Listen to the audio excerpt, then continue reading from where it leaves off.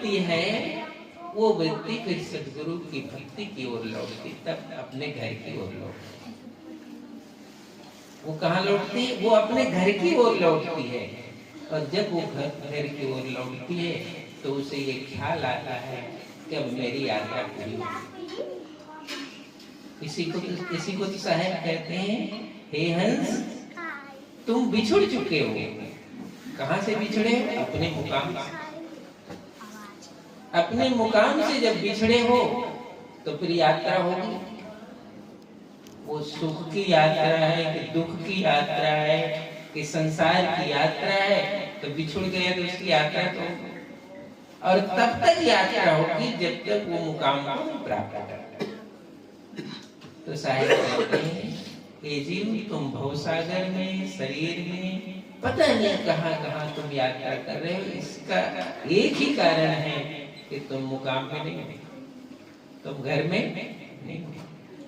ये जो साधक है दूसरे को नहीं समझाता, अपनी वृत्ति को समझाता। सदगुरु की भजन ज्ञान उपदेश से साधक अपने वृत्ति को घर ले आए। वह घर जो सुख से दुख से परे परम है। इसीलिए साहब कहते हैं, सुख दुख से वो परे परम है, सोपद जाए समाई। वो जो वृत्ति है सुख से दुख से भी जो परे परम पद है, उस मुकाम पर लौट आता है। तो कहते हैं, आज मैं पूर्ण हो गया, आज मेरी यात्रा पूरी हो गई।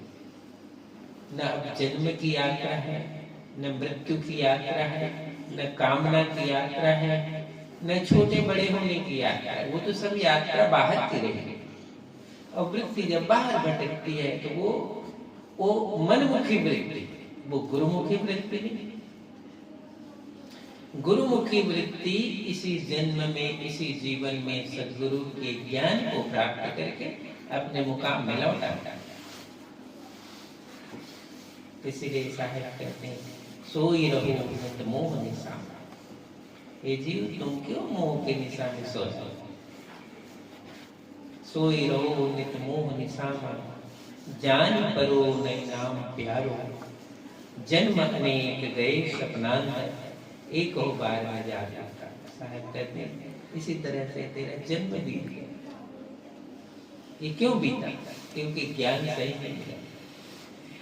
चोट किसी भी जगह, एक ही जगह जब चोट मारोगे तो वहां असर होगा। एक बार यहाँ मारो, एक बार वहां मारो, एक बार वहां मारो, चोट तो लग रहा है लेकिन उसका